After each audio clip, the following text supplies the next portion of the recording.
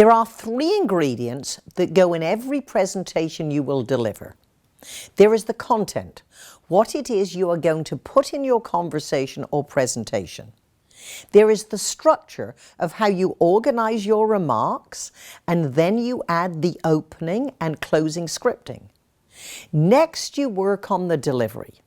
Perhaps you think, oh, I want to be a more dynamic speaker. Let's look at how I deliver my message.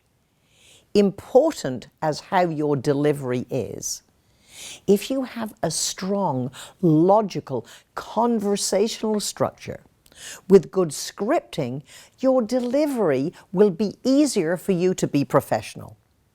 The difference between a conversation and a conversationally sounding speech or presentation is we think in advance about what is the best way to deliver our message.